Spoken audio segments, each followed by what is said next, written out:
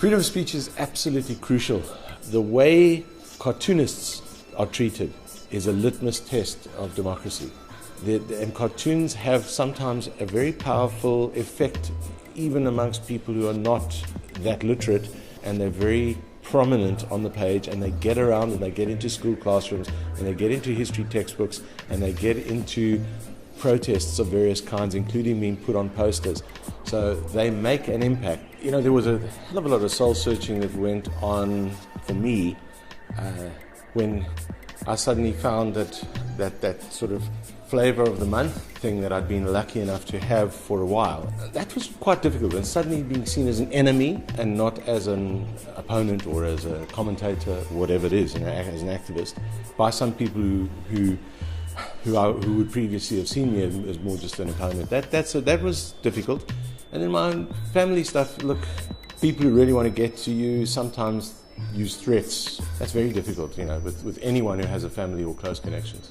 I am proud of the body of work that I put together for the big hardcover book, The Mandela Files. Andy Mason was the consultant editor, and it was it's a sort of a tribute to Nelson Mandela. And I'm very proud of that.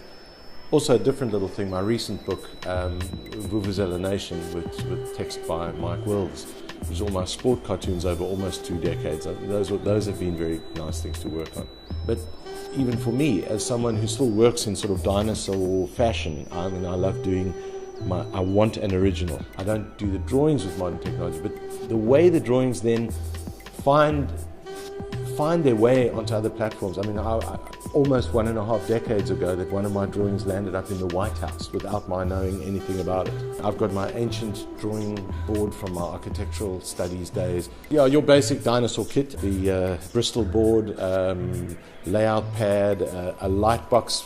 I use an adjustable set square and that kind of stuff. You know, clutch pencils, your sort of architectural clutch pencils, sharpeners, and dipping pens and inks. And every month or two, something that I use is sort of going out of stock. I always make a kind of distinction between, on the one hand, what's going on around me, the issues that I've got to deal with, because cartooning is about communication. So it's really trying to communicate those issues. That's on the one hand. And on the other hand, the metaphors. The metaphors have changed. So I'm on the lookout for what are good metaphors to use. A lot of the easy good metaphors to use that have a lot of meaning for people would be from TV and from comics and from other things that they see around them. So I'm always trying to find those links between the interesting metaphors and the interesting times that we live in. And luckily, I think there are some great links.